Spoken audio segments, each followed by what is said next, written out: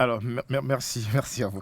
Alors, l'entretien du jour sur Matin des derniers, une fois encore, nous reviendrons, nous sommes revenus là-dessus, donc la situation des enseignants aspirants, voilà, donc les aspirants au métier d'enseignement qui sont donc en mouvement, vous avez dénommé cela mouvement d'alerte depuis quelques jours, c'est un mouvement qui vous permet de vous d'exprimer mieux, et bien sûr, votre situation, les conditions un peu plus difficiles que vous traversez et ensuite attirer encore l'attention de l'autorité sur votre situation. Évidemment, on reviendra dans cette émission sur ces revendications surtout. Et ensuite, à travers donc, comme une déclaration de presse hier, vous avez donc dénoncé un certain nombre de comportements, de traitements que vous subissez de la part de certains directeurs dans vos établissements scolaires. De quoi il est question? Nous allons donc en parler ce matin avec vous, Amour Gedegbe. Vous êtes enseignant d'anglais au CG d'Antokpa, par ailleurs secrétaire aux négociations et revendications dans le bureau national de la FENACIPIB. Ça, c'est la Fédération nationale du collectif Des des enseignants enseignants. préinsérés du Voilà, Bénin. préinscrits du Bénin. Alors, Monsieur Amou Gadebe, bonjour. Bonjour, monsieur le journaliste. Alors, merci donc d'accepter une fois encore parler donc de votre situation. C'est nous qui vous remercions. D'accord. Vraiment, merci pour l'invitation. D'accord. Alors, depuis quelques jours, un mouvement de protestation appelé Alerte Rouge, c'est bien cela. Alors, de quoi il est question quand on parle de ce mouvement Alerte Rouge au sein donc des aspirants? Ok, je vous remercie. Je ne sais pas si vous êtes au courant des conditions difficiles de travail des enseignants qu'on appelle abusivement aspirants. Nous sommes de braves enseignants. Nous avons les qualifications qu'il faut pour faire le travail. Nous avons passé un test aux allures de concours. On a été recrutés pour faire le travail.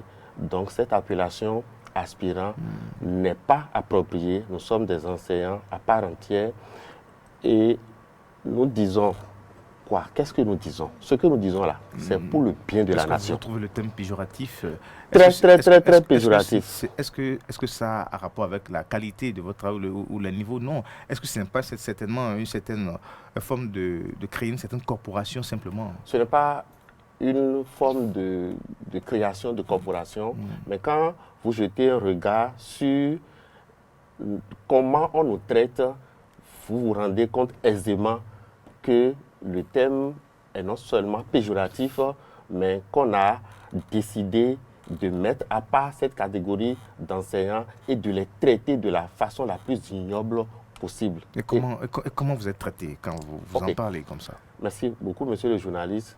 Je vous dis, voilà des enseignants dans les mains de qui vous confiez l'avenir et le devenir de ce pays-là. Mais vous essayez de leur soumettre un contrat de 9 mois sur 12. Vous les laissez dans la précarité pendant 3 mois de vacances, sans aucun accompagnement, sans aucune motivation. Et à la rentrée, vous les reprenez comme des individus quelconques et vous leur demandez de recommencer les cours, d'être productifs, d'être performants au même titre que les fonctionnaires d'État, les agents contractuels du droit public de l'État. C'est les nouvelles appellations par rapport aux ACE et puis APE. Vous leur demandez de faire le travail au même titre que ceux-là. Et comme si cela ne suffisait pas, on nous impose un quota horaire exorbitant en méconnaissance des tests que les autorités même ont pris. L'arrêté, je voudrais citer l'arrêté 069 du 27 novembre 2019 qui stipule clairement le quota horaire à impartir à chaque corporation d'enseignants, à chaque catégorie d'enseignants. Le minimum c'est 20 heures et le maximum c'est 22 heures. Je vous rappelle... Que ce soit APE ou ACE? Non, c'est seulement les enseignants préinsérés, abusivement appelés aspirants là. On a conçu un arrêté spécial pour nous, pour dire on doit exécuter 20 heures si vous êtes détenteur d'une maîtrise, 22 heures si vous êtes détenteur d'une licence. Mais au début, on a dit, on va commencer avec ça. puisque c'est un nouveau programme, on va commencer avec ça d'abord pour voir ce que ça va donner. Mais on a été surpris de constater que les autorités qui nous gouvernent là ont délaissé cet arrêté-là, qu'eux-mêmes ils ont pris, arrêté ministériel, pris par le ministère de l'enseignement secondaire qui devrait gouverner le quota horaire à exécuter par les enseignants préinsérés. On laisse tomber et on nous impose 30 heures à exécuter par semaine, 28 heures, 26 heures. Monsieur le journaliste, si nous voulons faire du bien à ce pays-là, aidez-nous à dire à ces autorités-là qui sont en train de faire, du tort au système éducatif. Vous le faites déjà. Ils sont en train de faire du tort au système éducatif parce que ces enseignants-là ne pourront jamais être performants. On nous demande d'être performants au même titre que les autres, sans motivation aucune, sans accompagnement aucun. Nous ne sommes pas des extraterrestres, nous ne sommes pas des robots. Et les techniciens de la matière pourront vous expliquer qu'un enseignant, dans ces conditions de 26 heures, 28 heures, 30 heures, ne pourra jamais être performant. La plus belle femme du monde ne peut donner que ce qu'elle a. On ne peut pas nous demander de faire de l'extraordinaire dans ces conditions-là, sans motivation. C'est pourquoi nous avons déclenché des mouvements de protestation dans tous les collèges et lycées du Bénin pour attirer une fois encore l'attention de toutes les autorités en charge de l'éducation, du système éducatif, sur le drame qui se joue dans notre corporation en essayant d'imposer 30 heures, en essayant de faire signer un contrat de 9 mois sur 12. Et je vous rappelle, en parenthèse, que le contrat, nous n'avons pas signé de contrat cette année. On nous a demandé de confirmer notre disponibilité sur le site de EducMaster. On a confirmé notre disponibilité. Le seul contrat qu'on a eu à signer, c'est pour l'année passée. Sur une tablette. On dit, venez signer. On a signé. Sur une tablette. On a donné la bonne foi pour dire, bon, après ils vont nous envoyer les contrats dans nos mails. Vous avez consulté quand même le document que vous avez signé.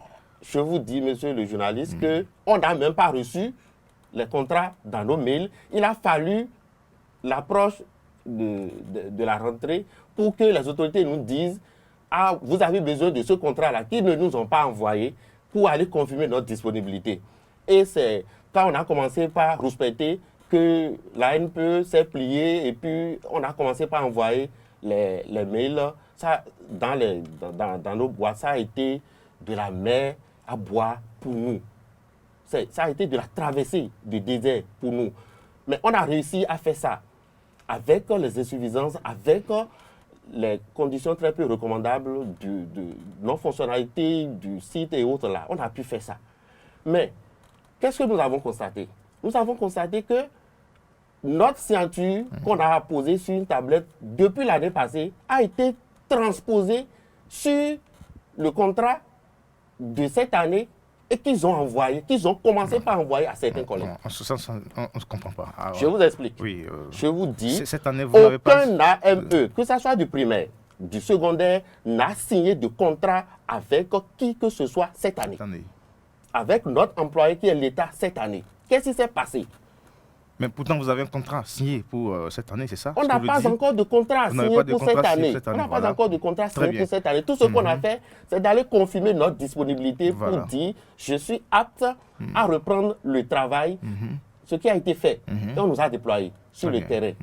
Maintien au poste pour certains. Mais venez signer votre contrat cette année.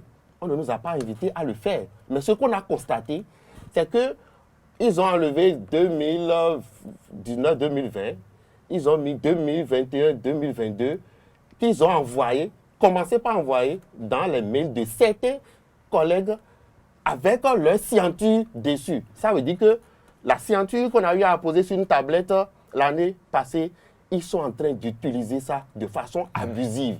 Et ça, nous n'allons pas nous laisser faire par rapport à ça. C'est dans l'administration au Bénin, ce que vous dites là, c'est vraiment dans l'administration béninoise. Je vous dis, invitez les autorités... C'est un contrat d'1 an, c'est ça? C'est un contrat de 9 mois. C'est un contrat de 9 mois. Ça devait être 12 sur 12, mais on nous soumet à un contrat de 9 mois. Très bien. La seule fois qu'on a signé de contrat, ou bien l'année passée où on a signé de contrat, ça a été sur une tablette. Après, on devait recevoir les contrats dans nos mails. Ça n'a pas été effectif. Il a fallu l'approche de la rentrée pour qu'on demande de confirmer disponibilité pour que les autorités ou bien les agents de la NPE commencent par envoyer. Vous allez là-bas, vous donnez votre nom, prénom, vous donnez votre mail fonctionnel. Ils vous envoient maintenant le contrat pour vous permettre d'aller confirmer votre disponibilité sur le site de EducMaster avec ça. On s'est arrêté là. Personne n'a signé de contrat cette année, 2021-2022. Mais c'est avec désolation, tristesse, que nous constatons que des contrats ont commencé par être envoyés à certains de nos collègues avec déjà leur signature et avec la mention année académique 2021-2022. Et ça se passe comme ça dans l'administration béninoise? Invitez-les pour un débat contradictoire. Ils vont brandir les arguments qui les ont conduits à cet état de choses-là. Ils vont brandir ça devant l'opinion nationale et internationale. Et on comprendre, voilà, pour mieux comprendre ce qui se passe. Alors, oui, on continue. Donc, nous avons déclenché des mouvements de protestation sur toute l'étendue du territoire national, dans les collèges et lycées, pour dire trop, c'est trop. Et ce n'est que le début. Nous sommes en train de projeter une protestation vive, gigantesque, sans faille, qui va paralyser tout le système éducatif parce que nous constituons plus de 80%, les enseignants préinsérés, nous constituons plus de 80% de l'effectif des enseignants au Bénin et on ne peut pas se permettre de nous traiter avec si tant de mépris et de légèreté. Ce n'est que le début et nous projetons quelque chose de gigantesque et nous attirons l'attention de tout le monde, des parents d'élèves, des députés, de la société civile, des journalistes, vous faites si bien votre travail, du gouvernement, sur le fait que les enseignants préinsérés souffrent. Ils n'ont pas le cœur à l'ouvrage et dans ces conditions de 20 heures, de 30 heures, au-delà de 30 heures, 28 heures, le travail ne pourra pas se faire correctement. Et j'ai rappelé tantôt que nous ne sommes pas des robots, nous ne sommes pas des extraterrestres. Très bien. Alors, mais aujourd'hui, quelles sont vos revendications aujourd'hui? Nos revendications sont connues de toutes les autorités en charge du système éducatif au Bénin.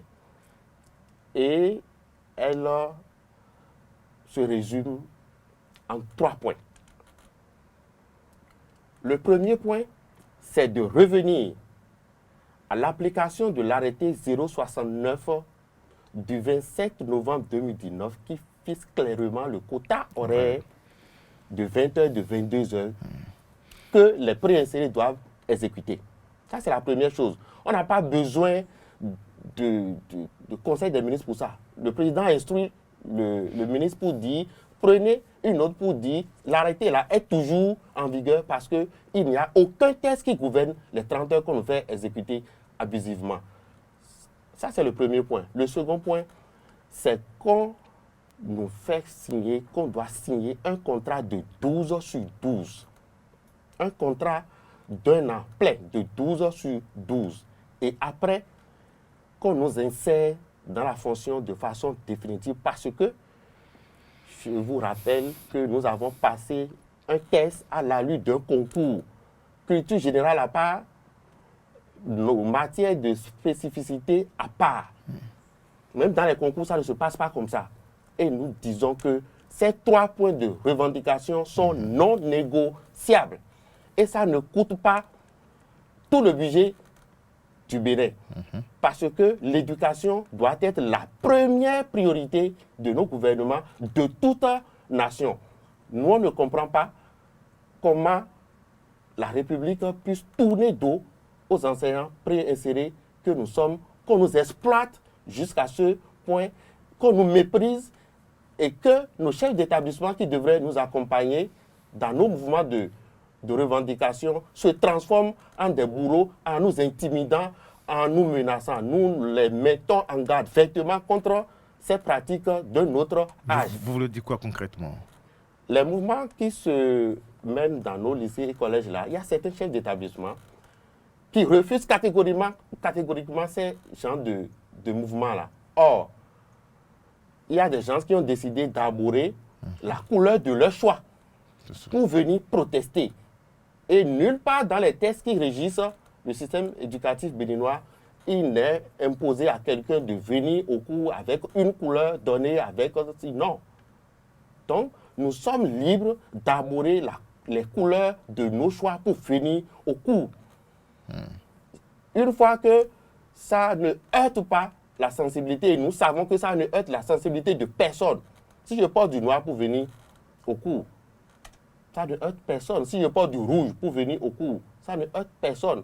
Donc, ces chefs d'établissement-là, qui s'illustrent dans ces genres d'intimidation et de menaces, gagneraient à être nos porte-parole devant les autorités pour leur dire « Je sais ce que ces enseignants préinsérés vivent au quotidien parce que nous travaillons avec eux au quotidien. » Ils gagneraient à être nos porte-parole, à tout faire pour que l'État puisse nous écouter et essayer de prendre en considération les 3 revendications que je viens de vous énumérer tout à l'heure. Mais j'ai toujours posé la question à vos représentants qui passent souvent sur ce plateau. Quelles sont les démarches que vous avez pu mener auprès des autorités? Ok. Monsieur le journaliste, Parce qu'on ne dira pas que toutes ces autorités sont sourdes à vos revendications.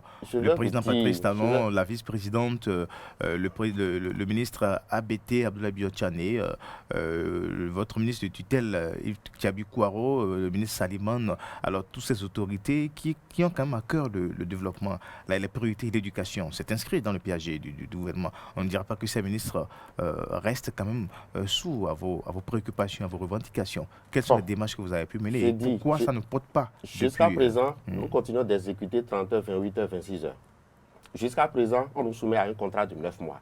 Jusqu'à présent, nous ne sommes pas insérés. Jusqu'à présent, nous n'avons pas eu droit aux primes de rentrée. Jusqu'à présent, on ne nous accompagne pas. Jusqu'à présent, on ne nous motive pas. Mais, je vous dis, toutes les autorités que vous venez de citer là, on les a rencontrées. Le CNE, le Conseil national de l'éducation, l'ANAPES, l'ANPE qui nous dirige, notre ministre de tutelle, plusieurs fois déjà. Mais on a constaté qu'ils prennent seulement acte de nos doléances, de nos revendications, et quand nous sortons de leur salle d'audience, c'est fini. Nous leur prêtons la bonne foi comme quoi, non, ce que nous venons de dire, leur attention que nous venons d'attirer sur le danger de faire exécuter 26 heures, 28 heures, 30 heures là. Le danger de soumettre 80% de l'effectif des enseignants à un contrat de 9 mois sur 12 là et ne pas les insérer. Quand nous finissons de leur dire ça, de leur exposer ça, nous avons produit même un mémorandum qu'on a adressé à toutes les autorités pour dire voici de façon claire et nette les conditions dans lesquelles nous travaillons et nous voudrions que ça soit telle chose pour que le travail puisse se faire correctement, pour que nous ayons le cœur à l'ouvrage, pour que l'enseignant, en venant au cours, ne soit pas stressé, ne puisse pas se dire « mais pourquoi je fais ce travail-là » Mais nous constatons que les conditions exécrables là continuent toujours. Ça veut dire que ces autorités ont décidé de faire la sourde oreille à nos revendications. C'est la conclusion, il n'y a pas autre chose. Et nous disons, la seule personne à même de taper du poing de la table, de décanter cette situation, c'est le président de la République. C'est lui qui a prêté serment, c'est lui que les Béninois ont élu. Les Béninois n'ont pas élu les ministres, ils ont élu le président de la République. Et à la fin de ces mandats, il aura à faire un bilan à ce peuple-là. Nous demandons avec respect et déférence à son Excellence Monsieur le Président de la République, Patrice Atanas Guillaume Talon, à défaut de nous recevoir pour écouter de nos bouches les conditions dans lesquelles nous travaillons, nous lui demandons de donner des instructions claires pour que les 3 revendications que je viens de citer, revenir à l'arrêté 069 du 27 novembre 2019, passer d'un contrat de 9 mois à 12 sur 12, et notre insertion définitive, le président de la République peut le faire. Il peut le faire pour le bien de cette nation-là. Parce que ce que nous défendons, c'est la performance du système éducatif en réhabilitant plus de 80% de leur effectif, de l'effectif des enseignants. Ce que nous demandons, c'est pour le bien de nous tous. C'est pour l'avenir et le devenir de cette nation-là, pour les enfants de ce pays. Nous ne réclamons pas quelque chose pour nous et on viendra dire, les enseignants ne font que réclamer, réclamer, réclamer. Nous voudrions être performants dans notre travail et pour cela, nous demandons à nos autorités de diminuer ces heures que vous nous imposez là. Nous demandons aux autorités de motiver ces enseignants-là en leur fait signer un contrat de 12 sur 12.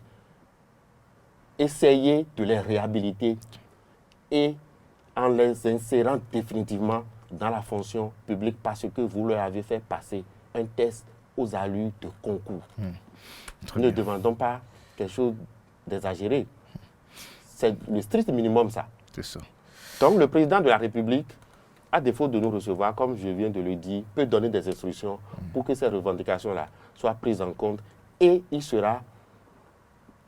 son nom sera davantage inscrit dans les annales de l'histoire pour avoir contribué à la performance du système éducatif béninois en prenant des décisions salutaires pour les enseignants préinsérés.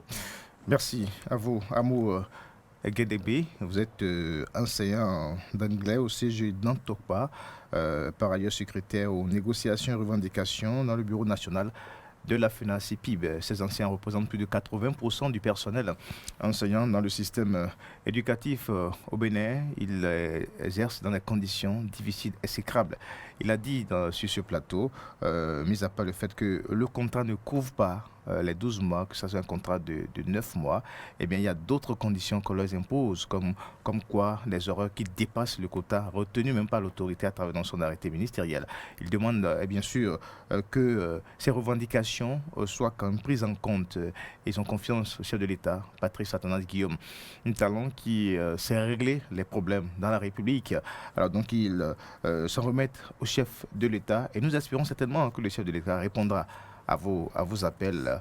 Alors, merci à vous, Monsieur Amou. Continuez donc dans votre lutte pour donc, la performance du système éducatif. Vous l'avez dit sur ce plateau. Cela ressemblerait peut-être à une forme d'exploitation si la situation devrait rester bien telle. De toute façon, nous ne sommes pas là pour commenter ni pour analyser. C'est un débat. On vous a laissé l'occasion donc d'exposer le problème. Les autorités ne feront pas la sourde oreille à vos revendications. Nous espérons très bien que la paix pourra revenir très bientôt dans votre corporation. Merci à vous et puis bonne journée à vous et puis bien des choses et beaucoup de courage à tous ces aspirants que vous avez représentés ce matin sur ce plateau.